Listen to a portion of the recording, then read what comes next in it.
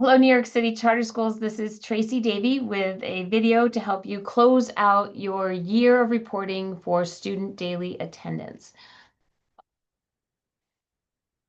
Each year, the State Education Department publishes multiple documents to help us with our work and you with the work that you need to do.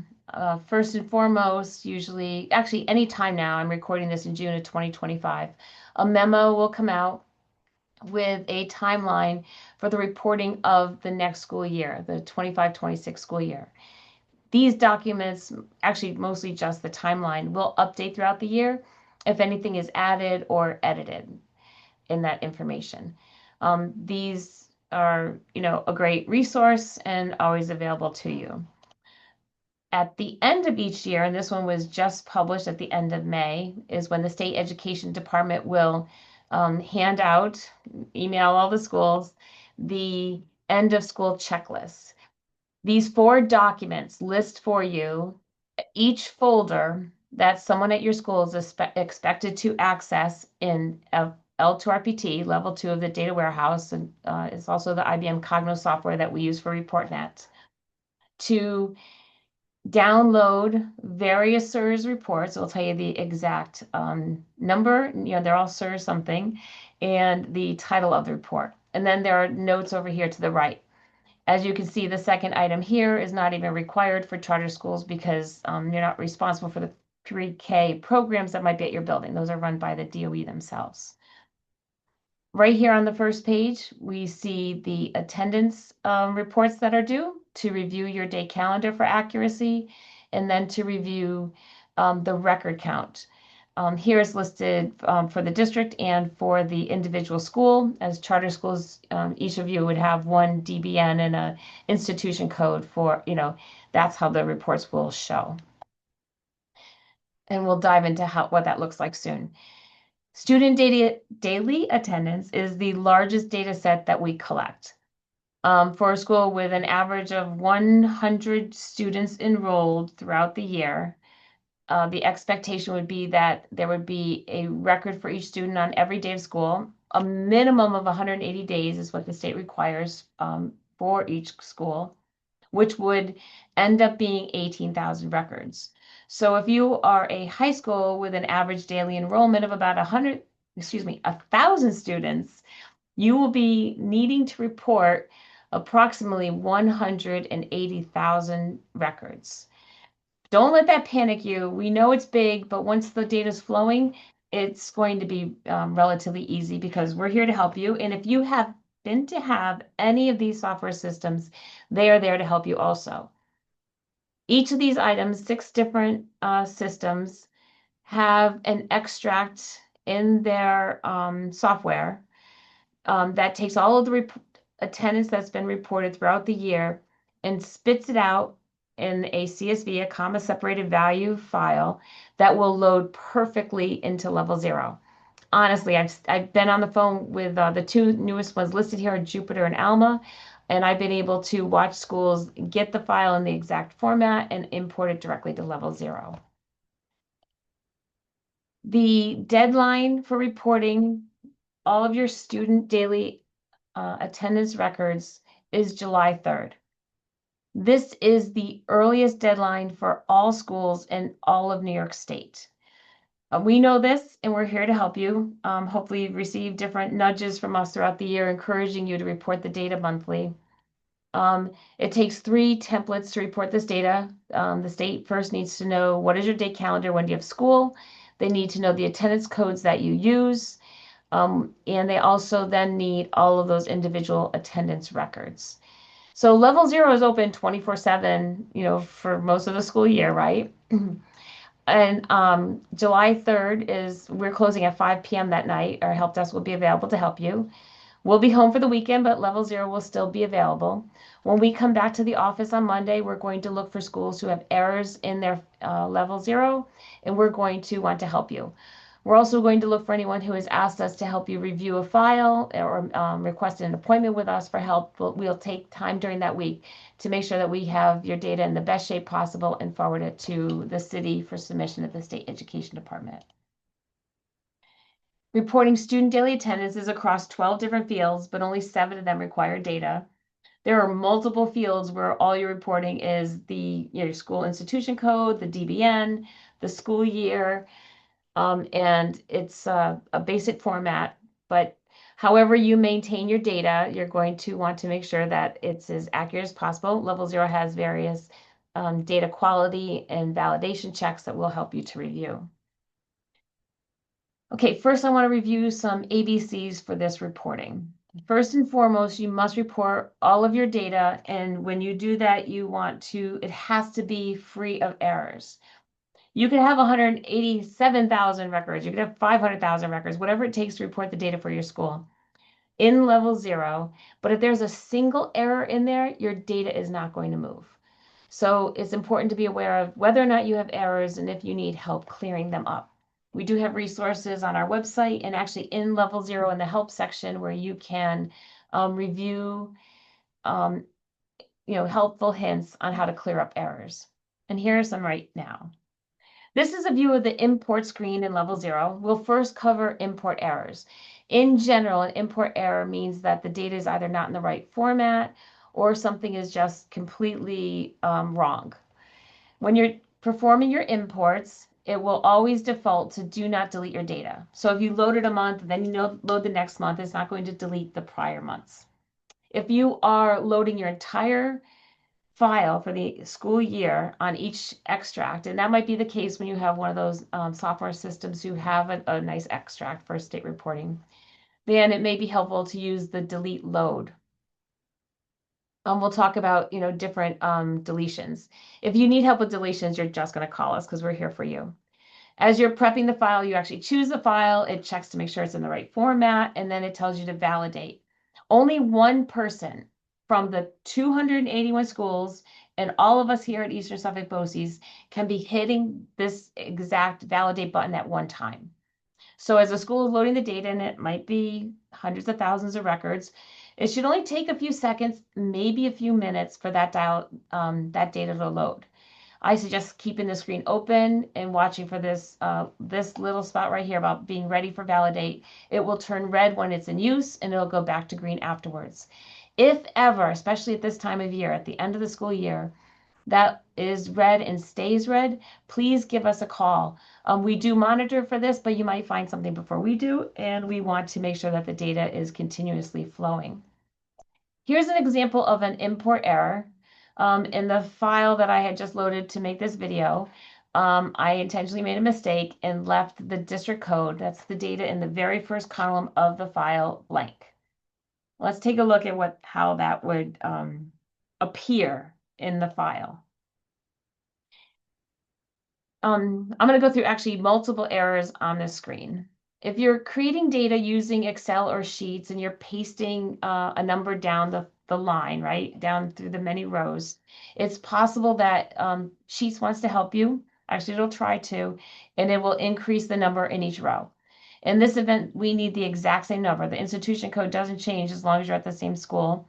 So you want to check and see if that code is correct and be sure to update it and paste the exact numbers. Another common error that we see is that if you're using especially our ReportNet extract, possibly an extract from any other system, that the student names and maybe even their grade level are in the file. The state will manage all the data based solely on a student ID. So if you look at the file, you go back to your Excel file or sheet and you see that the student names are in there, you're going to need to delete the columns, the entire column. Also important here is to, make sure that these codes are correct. I know I had another thought in there, but I can't think of it at the moment. There's 12 fields in total. You need to make sure that that's what you see on your screen. Here we're looking at the student IDs, and now I spy an error in a date format. All dates in level 0 must be designed as a 4-digit year hyphen 2-digit day hyphen month and then hyphen 2-digit day. If you see slashes in there, You'll want to go back to your Excel file or sheet, or maybe take the CSV that you extracted from a software system, drop it into one of those to correct the format. Um, let's see. The dates, my best recommendation, especially for something like this where dates are where you really have to change everything on every row, is to leave your sheet or Excel file open until you complete the import. There are certain places or placeholders. This is a template, and the right piece of those right 7 pieces have to be in the correct spot. And there are 3 blank lines over here at one spot. Actually, it's 3. Yeah, it's 3 blank lines before you see the code of the attendance code. This is an excused absence. Here are some present in school. Next field would be the school year. And then there are 2 spaces. So it's you finish the school year, a blank, a comma, and then the next comma to show that there's 2 entire columns that need to be blank because those are not used by the state education department. And then the modality. Modality expresses whether or not, reports to the state, a student received their instruction in person at their physical school building. The attendance records here for present in, present out is talking about did they receive instruction on a day, and were they in the physical school building or were they out of school? When someone could be out of school and receiving in-person instruction if they are possibly like in a hospital or at home recovering from surgery and accident. God bless them. Hopefully I don't rush that on anybody. But if they're, if they have a tutor coming to the home, it might still be in-person instruction. So let me point some of these out. The issue that we saw on the other screen where there was that little blank in there because the district code was empty, that is usually because there are blank rows at the bottom. And then, as I mentioned before, this has to end where we see the modality of instruction, that 12th field or letter L in Sheets or Excel. And then all the other spaces the other columns totally have to be deleted. You can't just delete the data because there's nothing in those, hitting a delete on the keyboard. You need to actually delete the columns. So that's an important one. The easiest way to see these is by turning on a filter in one of those software systems. If you see filters on columns that are empty, then you know that there's blank in there, there's some blanks in there, and you need to delete the entire columns. Same thing at the bottom. Look at the filter. If it shows you that there are blanks in a field where data is required, such as the student ID or possibly the institution code, the DBN and whatnot dates, then you'll know that there are some blank lines at the bottom that also must be deleted. We will happily review your CSV files to help you. The best way to get that to us, because student IDs, we want to protect them, please send it to us with our file dispatcher from our website. You would hover over secure. Actually, I think you have to tap on it and then tap on file dispatcher. All of our level 0 users would then put in their email address. We will verify that you are an active authorized user and that your account works. You'll get a code in an email, and then you'll be able to load the file directly on our server, which either Ben, Jen, or I can get to, Bonnie, Jen, and I can get to update to review the files, update the data for you if we can. With File Dispatcher, the data must be in the CSV format. You will have a quick questionnaire at the top. Please give us your phone number that we can reach you at in case we have any questions. If it's a quick and easy fix, especially at this time of the year, we're just going to load the data for you and help you out. If there are multiple things that need to be corrected, we may call you, offer you a Zoom, or send you a detailed email to help you to clean that data up for the next import. Then there could be bad data. Bad data is just something that is, again, an error that needs to be cleaned out. Some errors will come into level 0 and then later need to be deleted from level 0. If you need help deleting data from level 0, please call us. I don't want anyone to accidentally ever delete all of your data from level 0. Here's an example of import errors. So that's the file that you're first bringing in, and it's telling you that in this particular file, we had 3,420 errors. The first thing my team and I do when we get a file that we're looking at, or a school calls us, they just loaded it, they're like, I don't know what to do now. we go to the report screen in level 0, and we will look at the distinct errors. In the end, there were only 2 types of errors. There were students who IDs in the file that do not align to a demographic record, where the city tells us the names of the students associated with each ID. So it was important to make sure that your IDs are correct. That might be something you need to work at, right? We're going to determine if the IDs are correct. The next one um, are the demographics correct? It's possible that you just got a new student, you loaded some data for that student who enrolled that same day, later that week, but we haven't gotten a final refresh of data from the city yet. Another possibility in this example, the modality of instruction was either the code was wrong, it wasn't IN for in or R for remote, and so it had to be corrected. I believe the example was a capital I, small n. If you see anything in level 0 or in our directions where we're showing you capital letters, please be sure those cases must match. Or it's possible that there were student present records that are missing. Modality is never required when reporting a suspension or an absence because they didn't actually get any instruction. In this case, we are still looking at import errors. There are 23 types of errors, and in this instance, they had somewhere in the field the location code, which should have started with 800 and then 5 other digits, were just a 5-digit code. So those need to be updated in the original file to be imported again. The import errors, the best thing to do to clean up your import errors is to reload your file. And that's why I recommend keeping Sheets or Excel open when you're preparing the data. Then we find that there are, some records, it could be just one, where a demographic record is not aligned to a particular student ID. But for the most part, if this school had hundreds, thousands of errors, the issue was that these custom codes that they have in their software system do not align to the state code in level 0.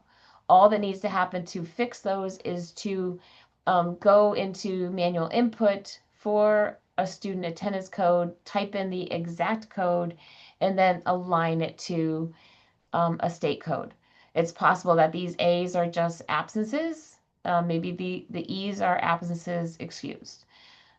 D, I don't know. I'm not going to guess, but that school would know. And if you call us for help, we'll ask you and say, all right, so in your software system, what does this mean? Are you saying that the kid is absent or present in school? Again, if you need help, just call us. We're here to help you. If you are stuck on something between 10 to 15 minutes, please stop struggling alone, call us, and we'll keep you up and running. This work is very detailed, and there's a lot to do, especially at this time of year. Just call us. We want to keep you going. Oh, so here's some information, right? We've got to fix the codes to the correct location. We want to update and import the actual attendance codes that are missing. Here is another example of an import error, right? When there are missing or invalid demographic records, you're able to go back and look at the exact IDs. When this happens and I'm on the phone with somebody, I would ask them, go to your SMS, open up PowerSchool or Alma, search for this ID and tell me that kiddo's name. And then I'll search for that name in level 0 so we can determine if the OSIS number is correct in the software system for the extract. Just to help you keep things going. Actually, okay, so shortly after looking at import errors, we're going to look at some the next level of corrections. They're called verification errors. So verification errors are all about logic. A student ID is not at the actual school, right, when there's no demographic. A student was not enrolled on a particular day, maybe never, when an attendance record was taken. It's possible that there was no school on a day when attendance was taken, just by accident, right? If the day calendar in your software system wasn't correct. There could be multiple records for a single student on a same day. A student is marked absent in first period, but then they show up at second period and the main office is adding a tardy. But if they didn't update the absence too tardy or delete the absence, we now have two records on one day. The data comes into level 0 and is like, I don't know what to do. You got to tell me. This is an error. You got to pick which one is correct. And then sometimes then a totally invalid code in your student daily attendance. Let's look at some examples of this. Here's an example of a school who had 1,039 errors on November 5th because attendance was reported on non-instructional day. So you want to consider, did we have school that day? Maybe we weren't in the physical building. It was an instructional day. Or actually in this case, if you've loaded attendance being reported on data is non-instructional, the chances are that you had school, but your calendar shows that particular day as non-instructional. All you have to do is access the day calendar and update that day to instructional. If the answer is no, and your software just happened to spit that data out by mistake, I don't know how it happened. Maybe the day calendar in your SMS is not exactly aligned to what happened. Then those 1,039 records for that on that individual day would have to be deleted. You can't do that manually. You can't open up each record, find one date, and pull it out of there with a delete. When you are deleting a record, you're going to identify the record, right? Like let's say a kiddo had a tardy and an absence on the same day, and you have 3 of these errors. You can easily open it up, find the absence, delete, queue it up for you to view the individual record. You're going to hit delete, and then the software asks you, do you want to proceed? You have to hit the button a second time to actually delete that record. Again, when you have many hundreds or thousands of records that need to be deleted, call us because we can do that for you quick and easy. Not manually, I promise. Okay, some other examples where a student has multiple attendance records. Might, we don't know why, we're not judging that, but if you've got to update it, make sure that you do. You'll have to literally go in and find out which one was correct. If this is happening for many, many students, it'd be great to talk to if you have an attendance clerk or an individual teacher to make sure that you know what the actual answer is so that the data can be updated. Okay, in this scenario, I got a lot of information on the screen here. We're looking at the example. You would see on a single day that a kiddo has 2 records. This looks like a present in school, and then here's an unexcused absence. And here it's not aligning to a tardy. Again, there's no judgment on that. You want to just take a look at it. Somehow 2 codes accidentally got flagged for the kiddo, and you're just going to fix it. Again, as you're deleting a record, you would find it in a list in the lower section. You have to tap on it to view it. You hit delete, and then and then it'll ask you about deleting it again, and you confirm it here. When you're looking at an error report, you can jump back and forth from one student to the next. If a student has multiple records on various dates that you need to review, on your screen, you'll be able to see right under the open field of where data is corrected or input, you can display all the errors for that kiddo so you know which dates you need to review. In the lower section here is where you can see all the records listed. In this particular view here, I knew I needed to correct a date in September, so I chose the month of September. So now I'm only seeing the 20 records in September, and it's easier to find something. So while you're there, after you saved a record, you would see your name in this section of the screen, and then you can go back to the report. In this case, I had it filtered on a particular day of the year when something needs to be repaired. I was looking at the unique errors, not just an individual student. Okay, if in this case, we have a school that opened prior to ATS open. They opened in August, had school for 3 days. And we've got, from a couple dozen down to almost a dozen kiddos that are not listed in ATS as being enrolled during August. This happens frequently for kindergarten students, or actually whatever is the first grade at your school, the lowest grade. So if you are a middle school and your first grade is 6th graders, you don't have a 5th grade class rolling up to the 6th grade. It's possible that you're taking kids off of the wait list during the summer.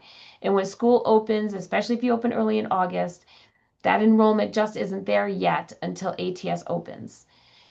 Your school has those records. You're going to keep them. If you're ever audited, you're able to show that you have attendance records for that student for the entire year.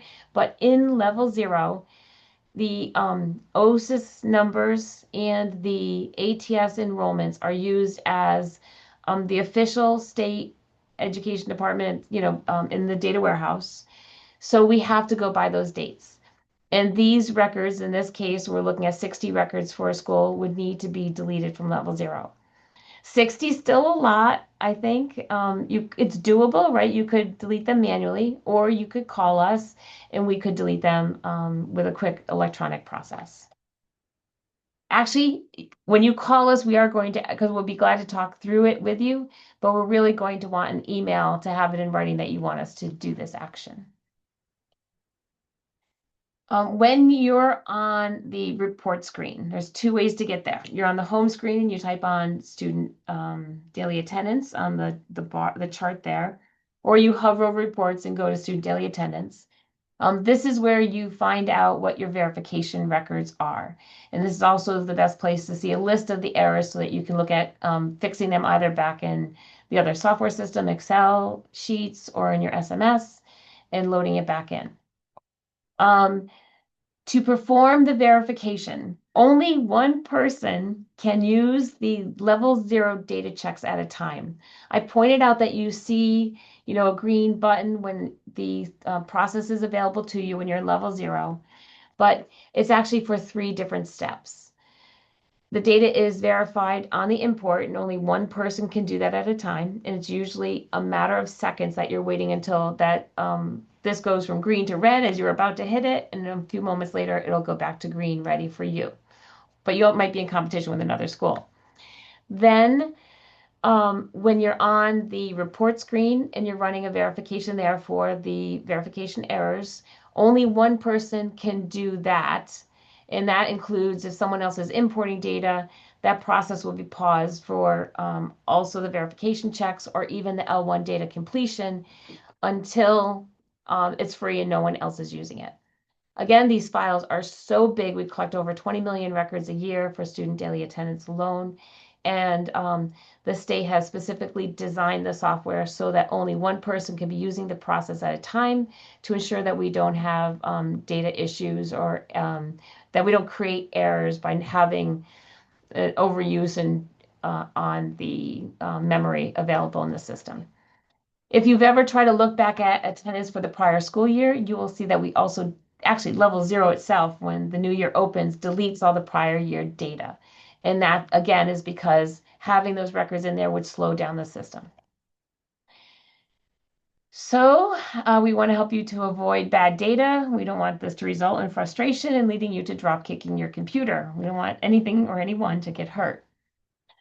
Here's another example of looking at distinct verification errors. We have to, these are in August again. So, the ones that will be valid, I just realized this is truncated here, will be students who either pre-registered in the prior school year or who are rolling over to your current school year. If someone does not have a valid enrollment on a day of your record for attendance, you'll have in your local system, but we would need to delete it from level zero for the rest of your data to flow. When you are on our website, this is not in level zero itself, but if you hover over contact in the lower right-hand corner of every screen on our website, you can then queue up an email to us to ask a question or, give us some information. And you could also see our phone number to give us a call. Our website is visible here. If you just open a new browser, have an empty window, go directly to the address bar and just type in something like NYC Charter and ES BOCES, we will pop up immediately. No one else is doing the kind of work that we're doing at our agency. You'll get our office, I promise. Okay, some more information about, we're up to the C of the ABCs, and that's complete data. The state warns us in the reporting memo that comes out each spring prior to a new school year opening, in the SIRS manual, and in multiple places in level zero, comments from us in the C Weekly, notifications from the state education department and whatnot. We are reinforcing the fact that if you don't report a record for a student on a day of enrollment, that missing record will default to being an absence. The state will not assume that the student was in school if you don't report it. So it's important that you report a record on every single day of enrollment. And Level Zero has a few ways to help you do this, and we do too. So again, when you're doing that on data prep, there's a warning right there to ensure that you are reporting complete data. Failure to report a record, missing data will default to an absence. Here is the view of where it's stated in the SERS manual, page 302, and a warning on the L2RPT report. This is the SERS 371, which was listed a few screens back for the end of year certification. I love this SERS 371 report. It is set up, I'll show you in a moment, similar to how the data is viewable in Level 0. But every time you run this report, you will automatically see a count of missing records. In Level 0, you actually have to do some work to create that, that information. Students missing attendance, right, just missing some present records will look like they're absent on a given day, and it could skew your chronic absenteeism rates. So you want to make sure, again, that you report complete data. Also on the state education's website, they report information about this and a reminder about the absences defaulting to, missing data defaulting to an absence is in the glossary and guide. Then there is a student educator report on their data website at data.nice.gov. Here they show students' attendance rate. So here's an example of a school with 94% attendance. Going back to that L2RPT, you could create a little chart of positive attendance for a student, and that would be presence in and out, and tardies are also positive attendance. They were in school that day. In this scenario, the school did not have any tardy data reported. And then the absences, excused, unexcused, and then the count of the missing records, because remember, they're going to default to absences. And that L2RPT report shows you exactly what that number would be. So if you total up the number of all records, right, including the absences, you're able to calculate the attendance rate. So that it would then be the sum of all right, to calculate the total number of records, it's the sum of all attendance records, including a count of missing. And then you're going to divide the number of present records by all absences. Again, you must include the number of missing records. And that's how it was calculated out to 94%. In Level 0, when you go to that report screen, again, either tap on student daily attendance from the main screen or hover over reports and choose student daily attendance. This blue bar in the middle has lots of great information for you. Right now, I want to point you out. So there's where you can review the Level 1, import errors, or else look at your Level 2 verification errors. In a moment, we're going to look at missing attendance. On the far right-hand side, there's one that gives you an attendance breakdown. Actually, this import log is really cool too. I frequently look at that one to see a count of records as they've been loaded. If someone tells me they're missing records, that is really going to be the first place I look to see if they ever loaded data and deleted what was previously in Level 0. And then we're going to help figure out where that data might live to fix things for you. And Level 0, okay, so here's information. They've deleted the actual records from the prior school year, but they do leave a tally, and they've actually tallied it by week in memory. So for the date that I ran this report, it was showing me that the record count was slightly less than the previous year. Well, just over 6,000 records less. Didn't have any present out of school. It makes sense. We're getting further away from COVID and not really doing that anymore, right? And so on and so forth, giving you that breakdown. If you put the side by side, again, in this category, I've narrowed it down to the single current year data, although this is a prior year, I am reusing a screen. And then you can compare the numbers. The number of tardies match perfectly. Level 0 gives me L2RPT gives me bonus data with a number of absences, the missing records rather. I can see that the suspensions match. The excused absences match also, but my present records don't match. In this scenario, we dug into the data and found that a student was marked absent 4 times in a given week because they didn't show up to school. Later on, it was discovered that they actually had moved to another school district or inside or out of the city, somewhere in New York State. And while we were reporting an absence, the student was actually enrolled in another school. So when the data, traveled up to the state education department, once they had the new and updated enrollment record, 4 records were no longer valid. So that's why that number is 4 less. If you're really close on these numbers, it's probably perfectly correct. And at this time of year, might not have the ability to dive into it with you as specific as I did for this other example within a school, because they called me in September and said, Tracy, why would I be off by 4? And we figured it out. In level 0, again, from that reporting screen, you can calculate your missing records. To do this, in that report options box, you're going to choose missing attendance. I recommend running it for the whole school. It's going to mean that things are red and no one else can import data or to run their verification at that moment, or even to do the L1 data prep, but that's okay. I want all of you to have the few moments it's going to take for the level 0 to calculate that for you, especially if you don't have access to L2RPT. Same number as we saw in L2RPT. If you do need access to L2RPT, only your superintendent or a designee can get you that account. When they sit down in the SEDA system on the business portal of the State Education Department's website, they will create a username for you. They will create what data, a listing of what data you're entitled to. You will receive an email, a prompt to create a password, and your access is instantaneous. So that is convenient. When your charter leader logs into L2RPT, the user guide is available right there at the top.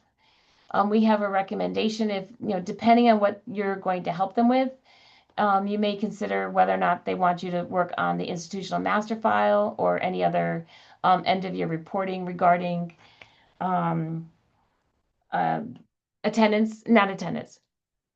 discipline issues at your school. I had to think what those stood for. The data exchange, that's a great place where the state will send you some information that you can review. So it's important to have, it might be important for you as a data coordinator to have access to that also. And then their information reporting services portal. The state frequently, especially as it came time for the course instructor assignment data to be reported, was sending out summary information to the portal for your school so that you could see the status. Do you have your class course instructor assignment data, reported?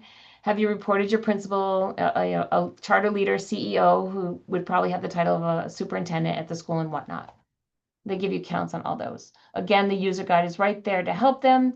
And it's possible that they've delegated the system to somebody else to give you that account, but you should check with your CEO or principal to find out who has that access.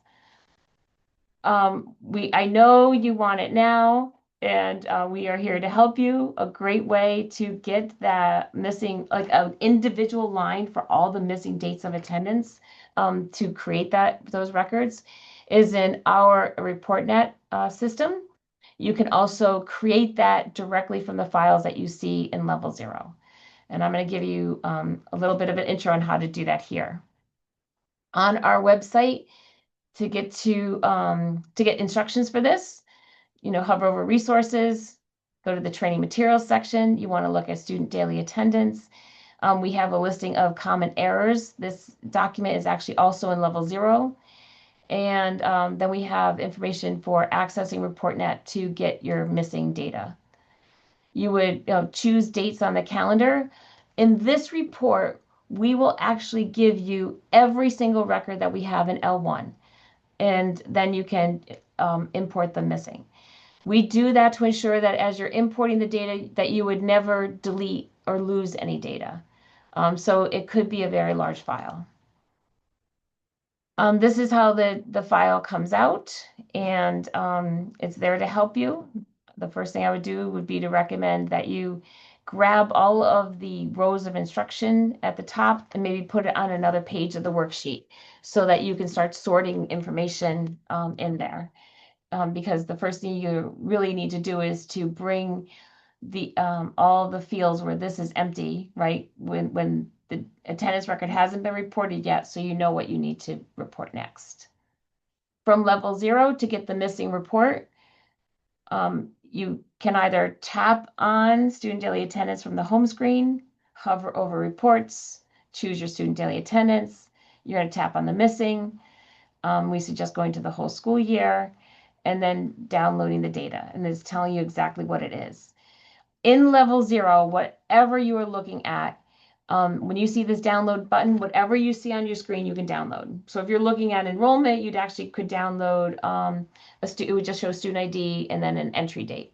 You could, if you're on the demographic page, you can see your student names, their grade level, and their student IDs. And that's a great place to get a list of the OSIS numbers for your school that we get directly from ATS. I went backwards there for a second, sorry. And then bring that data down. In this file is actually all the information you need to create an Excel file to report just those missing records. Again, here's a view of what it looks like. When you hit the download, you'd have to go up to your browser and then open the file. In this scenario, I brought it into Excel. And then on our website, if you use our templates, you can see the exact, those 12 fields that are required and the exact order they need to be in. And then you can start shifting things into the right positions so that you have the exact layout that you need and you can fill in the attendance codes. And then also ensure that you fix the modality. If your whole school is in person, which is probably the case, I would put just the IN in all the way down. And then possibly if you've had a student who is working remotely because they have some kind of medical excuse or support that they're doing remote work, then you might just need to update a couple of students. As we saw, actually statewide, the average attendance rate for a school for the 23-24 school year was 90%. And an example there, I looked at a school that had a 94% attendance rate. No matter whether your number here is 319 or 30,019, most kids are present on every day. The thing you might want to do to expedite this reporting would be then to fill in an attendance code and a modality for everyone as being present in school, and then go back. You could sort this by your students, or you could sort it by a date and fix it, any student on any day that needs to be absent. Remember, if you fail to do that work, every single missing day will be considered an absence. Again, you could just pop those things around. The file that you get out of level 0 has 3 extra fields in it. If you align it to be in these places, then you would remove the info in those columns and not actually delete the exact columns. It all depends on how you lay it out, what you're comfortable with. You could call us for help with this too. The first thing I like to do, though, when I'm helping a school with this, would be to analyze the data. I would copy 2 columns, the grade level column and the attendance date. And then in level 0, do a couple of quick functions. I'm going to get a copy of it, and then I'm going to remove duplicates. Then I want to count how many records are missing on this date and that date so that I can see if there's any patterns, or, like especially telling me if level 0 thought I had school on a day when I actually did not. Working in Excel, I'm going to create a count if. I'm going to point to the column where all the dates are in the original downloaded file from level 0. Then I would say, let me know, I want on my analyzing worksheet here, how many times, count the dates in the original worksheet when you see this date on this worksheet. In Excel, and it works in Sheets also, when you choose an individual cell and you want to copy a formula down, just double tap on that little, power button. I'm not sure exactly what they call it, but, it gives you the power to make things happen fast, and you can copy that formula all the way down. Now I see that on June 3rd, level 0 thinks that I'm missing 120 records. And the first thing you want to consider is, did we have school that day? Maybe I need to update my day calendar. A particular day at the beginning of the year, 52 records are missing. Was there something special going on that day that a grade level actually didn't have school? That's possible. If your day calendar says that instruction is for all grades, then level 0 would be using the information that that is an instructional day for all students, and it will calculate missing records. If on that day, though, only a particular grade level did not have instruction, then you'd want to break out that day calendar and fix it. Have a record for every day when school students were in, have instruction scheduled for the day, and maybe leave a particular date blank for the grade level that did not have school. Just totally have no line for that grade level on that day. Okay, here's another example. When an ATS enrollment does not match to a student start date at your school, level 0 would find these dates and list them here. Given level 0 uses the official ATS dates as used in L2RPT, these records would be considered missing. So again, then I'd like to count the student IDs to see how many times a student has a record missing.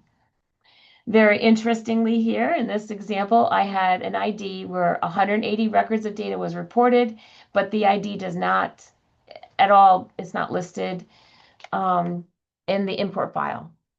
This is a great place to go searching for the name of the ID and to see what's going on. Why is this one missing? Maybe you imported data and had an error for someone else, 180 days of records, because that record didn't have a demographic. And again, so on and so forth. Make sure you review what's going on there. Before loading the data, if you've utilized what needs to be a blank column with student names and grade level information, you just have to delete the data that's sitting in there. Make sure that you have modalities reported on all attendance dates. You can either skip them when someone is absent, but when someone is in school, present, or tardy, they must have a modality. Those blank columns are great for adding extra data. When you need to delete it, be sure that you are doing a clear contents and not deleting the actual columns. If you're having trouble with your file and you send it to us, and we see these all the time, especially with Staff Snapshot when those fields are so big, you might have hidden columns. If you create the CSV and those hidden columns end up not being extracted, then we will help you to quickly get them back in at the right place. The best way to change your dates if they are wrong in Excel or Sheets is to go to the formatting section. In this example, you can just barely see it. I changed it from English America to English UK, and they give you the option to report the date as the 4-digit year hyphen 2-digit month hyphen 2-digit day. Again, be careful when you're loading data. For the most part, you're going to use the default setting where you do not delete the data that's in level 0, you just bring in new data or additional data. So as you can imagine, and how long it took to go over all this information, reporting your data is not a task that can necessarily be done quick and easy. If you have, PowerSchool, Alma, Jupyter, one of those, really nice software systems, it might be a simple task, but not necessarily. Please don't wait to the deadline.